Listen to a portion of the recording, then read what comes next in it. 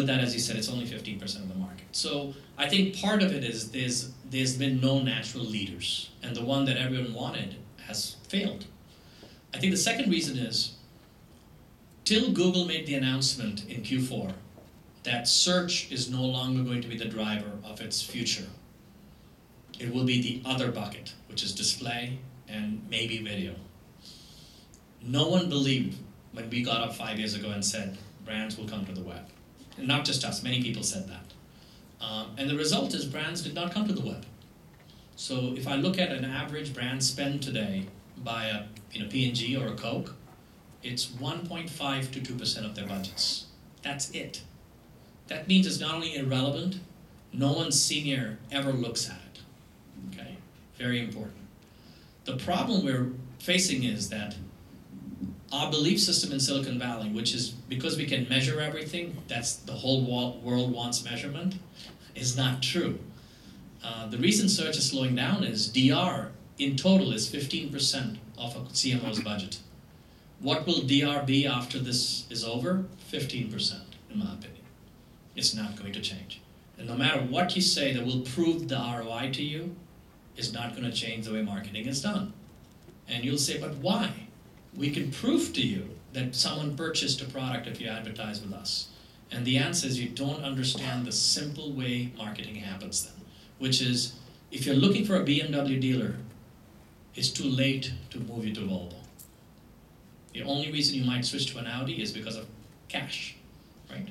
You can't change a brand emotional point of view when you are that late into the funnel. So when that happens, where's the 85% of advertising dollars going to go? They're not going to go to search. Suddenly everybody knows that. So Facebook is winning a lot, but they're also winning a lot in Facebook. So about 80% of the revenue is within Facebook, which is Zynga, etc., advertising within Facebook. But even their brand portion of 20 is a serious number and will be over $1 billion soon. We're winning. When the downturn started, I can give you a very simple example. Yahoo went down between negative, I'd say 8 to negative 25% year over year, every quarter. AOL has not had a single positive quarter. I'm hoping they'll have a positive quarter. That'll be great for us. But their Q4 was negative 4. Their lowest was negative 35%. This is the last 2.5 years, right? The lowest quarter we had of growth was 20% positive. So it's just the brand. It's not we're competing with the Yahoo AOL.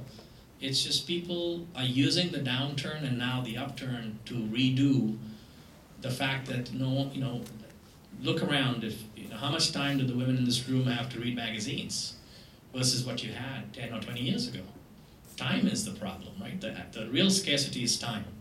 It's 2 hours on an average a month now. And the minute you have internet connectivity on all planes, the newsstands on the planes will die too, right? That's one of the last things besides the pools or leisure that's left. What's digital prime time? 10 a.m. and 10 p.m. The couch potatoes on the couch and the children are asleep. So, and you know who I'm talking about.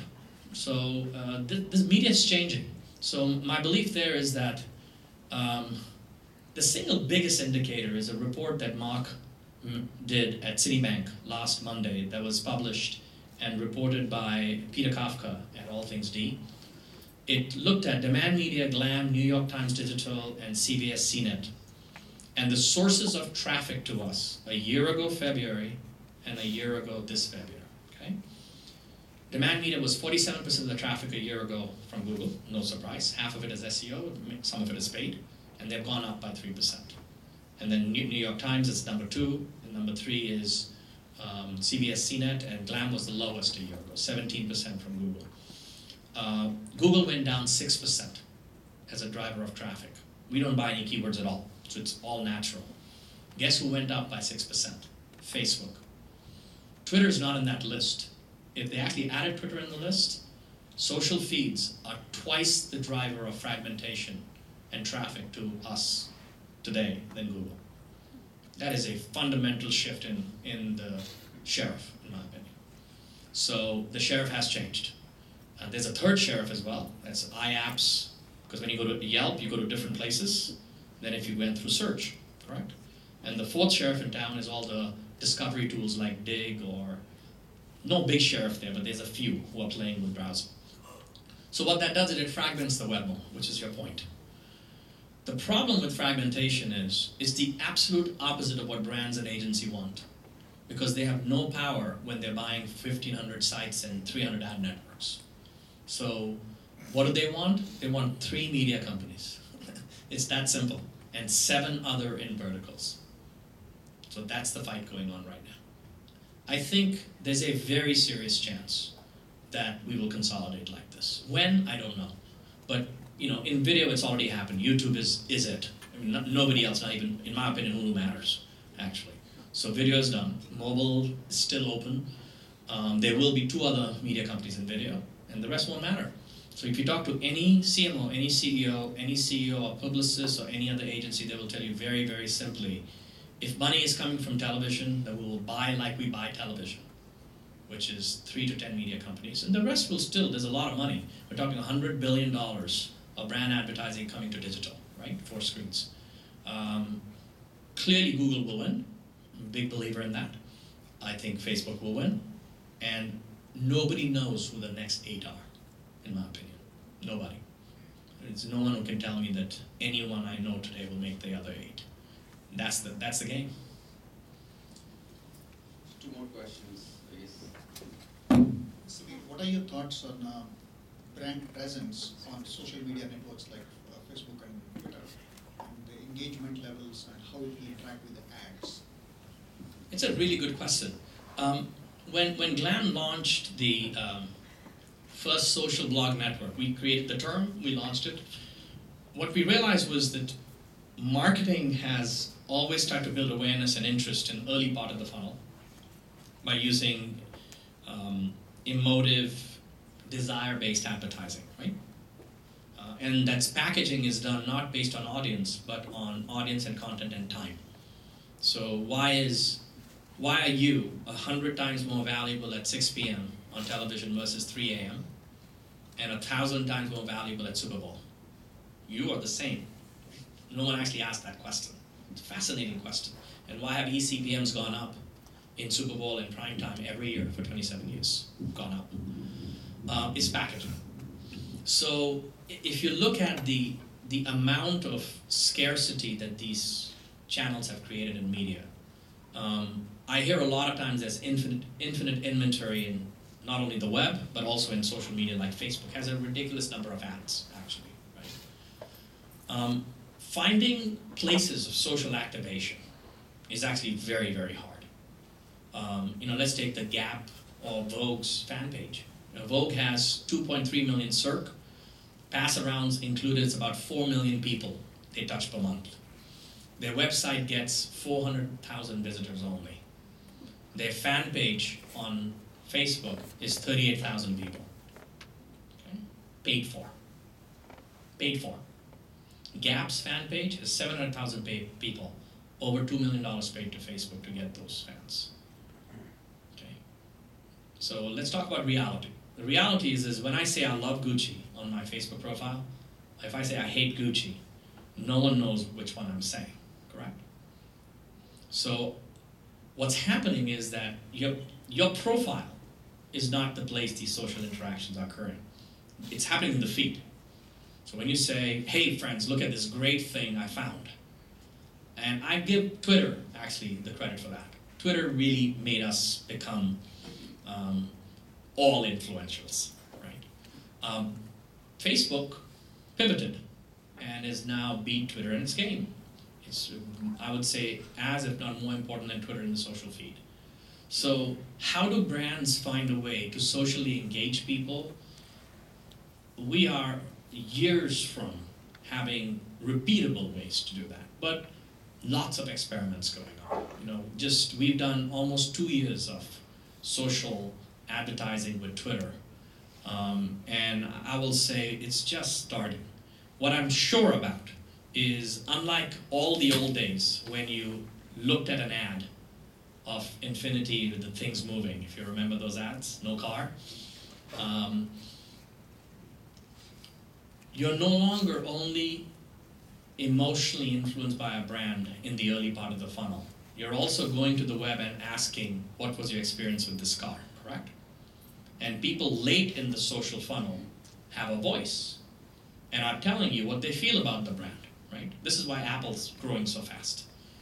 Now, suddenly, the social funnel is influencing the awareness of brands. That's the magic. Somewhere in there is very, very big monetization. Because the funnel is no longer one-sided, it's a conversation. Can you take some questions from women also? Yeah. Any women? Yes. In fact, Those who are wearing pink.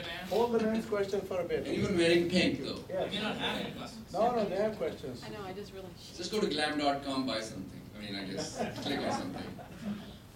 Actually, don't click on anything. Okay, they're So thinking there was about one it. question here, and then we'll have.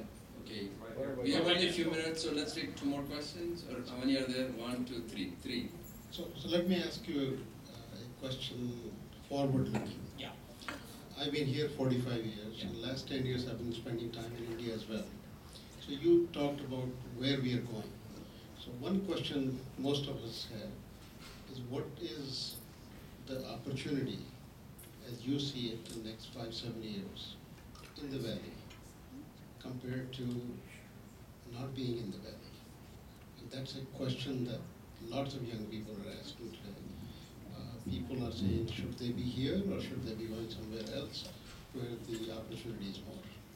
It's a very good question. I had the fortune at Tim's dinner, I was with the CEO and founder of Baidu, so we talked about this question, who has 7,000 employees 7,000 engineers, more than 10,000 employees in China.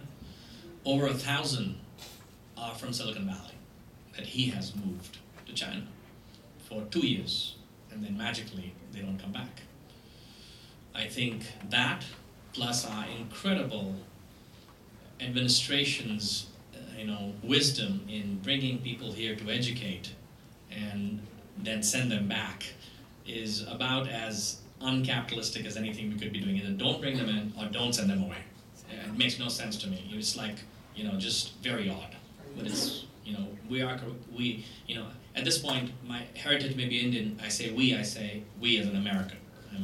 That's very important for me. We're creating our own enemies, and with incredible short-sightedness. I have never outsourced anything in my entire career. Especially as you know, Apple does not outsource anything. Everything is done in Cupertino. We do not outsource. We used to do all our manufacturing in Singapore and in China now.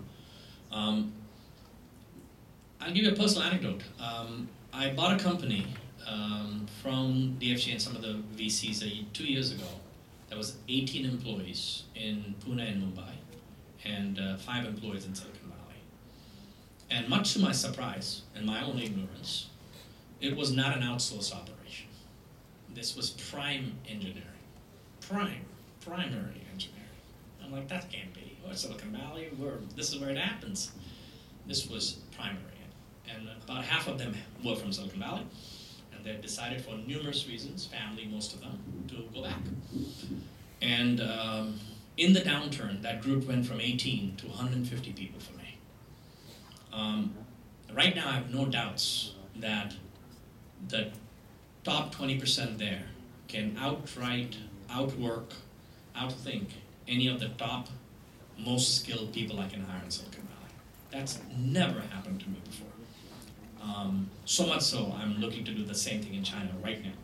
So the rules have changed. The rules have not only changed future-looking, the rules have already changed. If you look at the top 5 or 6 IPOs right now, it's the only growth companies of real growth are China going public right now, if you just follow that market. So I think we need to really get competitive here and change the way we work and attract talent if we are going to be in the center as we're used to be. Now, with that said, the capital flow and the ability to create, look at us, in 5 years from launch, we have a company that's bigger than Condé Nast or NBC. You can't do that anywhere else in the world. I mean, if we could, we'd be doing it. But your question is about forward-looking. I think there's a fundamental shift. I think China is probably 12 to 17 years ahead of India, in my opinion. But that doesn't matter. India will skip a few generations of things, and let's say it's 12 years behind instead of 17. Then you've got Brazil and a few other nations, but they're not that might. So this is going to tip very quickly, very, very quickly. And I think it's a rebalance of power for America, and we're not used to it. This is not like Japan, who was, other than some stupid things like Pebble Beach and Rockefeller Center, they were very, very careful in how they exposed the fact they own 20% of America, correct? They were very, very careful. This is not like that. So, I'm fully prepared. I look at our company, I would never imagine a company this young. We're very small, right, in the relative scope of things. We have 200 million users globally, only 85 million in the US, and we're only translated to 2 languages, German and Japan. So think about that. That is a world we have not grown up in. We haven't even hired someone in the countries we have 1 million users. So, Mary Meeker's report, top 10 things are globalization. I think the implications of that, we don't understand fully.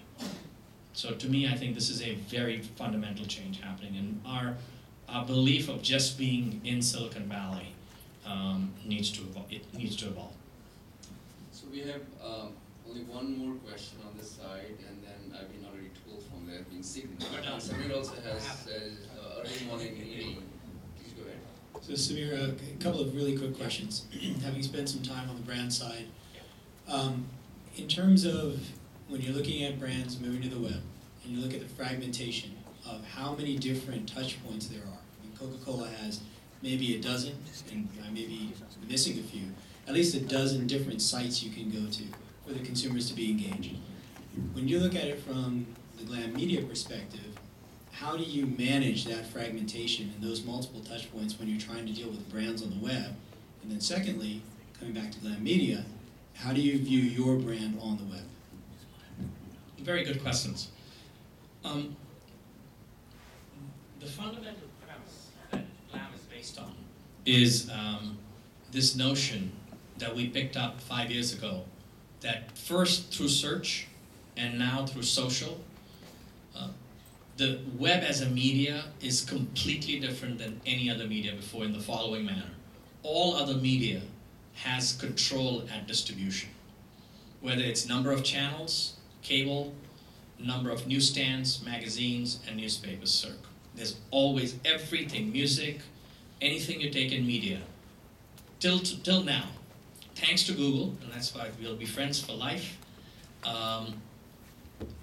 all of the control of distribution, other than gaming, scamming Google for SEO, which is also under attack by Google, thankfully now, is over. Right? Brands and the world don't know what to do about this, and in my friend Barry Diller's terms, we're looking for the Steven Spielberg, which means you're looking for Anna Wintour, you're looking for the Bob Woodwards. Guess what? There's no Anna Wintour on the web. There's no Steven Spielberg. I met the #1 channel of YouTube in the women's space last week in LA, and it's a micro channel. It's not an Oprah, right? So what do you do when you're used to the hits business, in which if you take Steven Spielberg or Tom Cruise, even a lousy movie is going to be a hit, right? That's the business model. That doesn't work on the web. What also doesn't work on the web is I'll put Anna Wintour and build it and they will come. They don't come. We all know this. That doesn't work on the web. So to me, the most interesting thing for a company like Glam is we realized there was not only fragmentation and long tail, we actually realized that that is a directly opposing force to what brands want. Absolutely true. There's just no way a brand wants to deal with a fragmented media.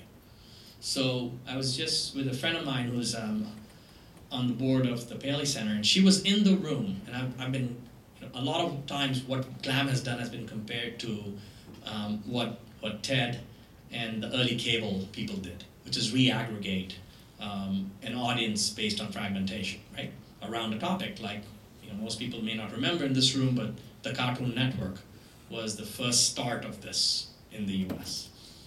And that's exactly what we did. So to re-aggregate fragmentation is actually very, very hard to do. Google does it very, very well, but it does it for a particular class of problems. Yahoo doesn't do it at all. AOL's gone the other way by saying, we just fired all our freelancers, we're gonna make Ariana queen. She is already, she's an incredible force, but we're gonna own every site. That's not only not Web 2.0, it's not even Web 1.0 anymore, right? And the reason is very simple. How do we all use the web today? We type a term, yoga retreat, or cigars and sailing. We see 10 terms, 10 sites, we go to some of them, we like some, we don't like some. We go to Facebook, we see a link with a beautiful, if someone recommended, we go to those, right? This is how we're using the web. So fragmentation is not only here to stay, it's seriously here to stay. The single effect of that is deportalization. So the first people to die is the portals. The second people to die is all the destination sites. That no one wants. No one wants to hear that. You're like, no, ESPN is not going to die, WebMD is not going to die. They're going to die. I'm sorry. There's just nothing they can do. Because Yahoo was 32% of the web usage in 1997. Yahoo is 4% of the web usage today. Yahoo's homepage is 0.1% of time spent on the web. Irrelevant. Irrelevant, by the way, if you're a brand. There's no way you can change anyone's brand awareness by 0.1% of web time. No way. My feeling is that given fragmentation is here to stay and getting worse, the companies that are either a platform like Twitter or Facebook, who are the creators of fragmentation, benefit, whether they can monetize it or not, like Twitter, who knows, or people who can re-aggregate through curation or automation. It's either through curation or automation that become the next media companies, which if you talk about this to Silicon Valley, no one understands what you're talking about. If you talk about this to print people, they don't understand what you're talking about. I talked about this to the person who runs all of Fox television networks. He's like, Samir, do you realize this is my business? That's what American Idol is all about. So you have to look at the last medium invented, which is cable, which is also the largest dollar spent, over 30% today, broadcast plus cable combined, to see what the metaverse for media will be when these dollars come here. But fragmentation's not going away. There's no way. One last question, back there. So I'm the one with the pink. That was the one he was referring to before. That's the one he was referring to. The girl in the pink asked the question. That was me. Okay, so I think a good way to kind of close this up, and I don't think you guys need to hear this. I have a loud voice, but just to kind of sum it all up together. What is the advice you want to leave us with tonight? I mean, you've been in a variety of roles. You've experienced different functions across the way, and now you have obviously tied it together and using it glam. You're talking about fragmentation. You're talking about globalization. What is your advice for everybody else today? I think I really, all I can do is share my experiences and let you choose what touches you to walk away with. Because everyone is different in your experiences, and what you're bringing today and what you're leaving with is different.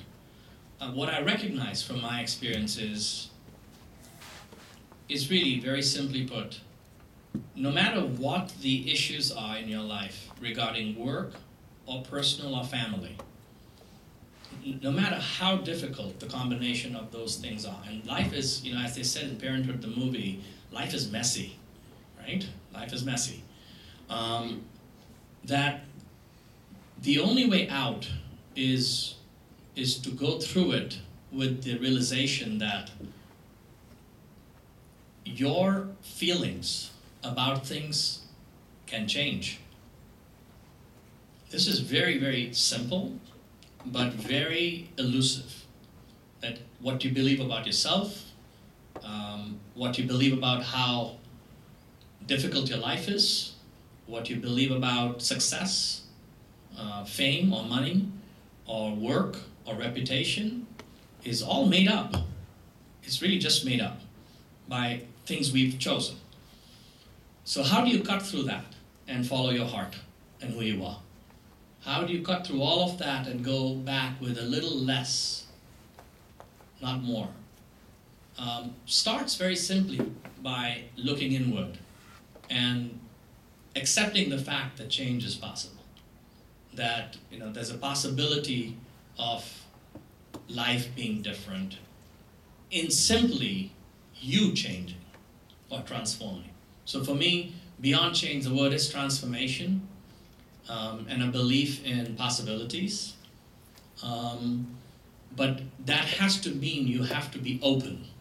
So people talk a lot about possibility, but they don't talk about the fact that you have to start by being open. So how do you bring an element of openness? Even 1%, not I want to tomorrow dress up like Madonna, no. That's not openness, right? Openness is starting with the fact saying, okay, I'm going to be open to the fact that I want to be a happier person. I want to be open to the fact that I want to follow my heart and end up in the latter part of my life in a place where my career or my family or my relationships are better. I'm going to be open to the fact that I don't like my mother-in-law, but so what? I'm going to be open to the fact I regret I have to feed and bathe the dogs and the kids, but so what?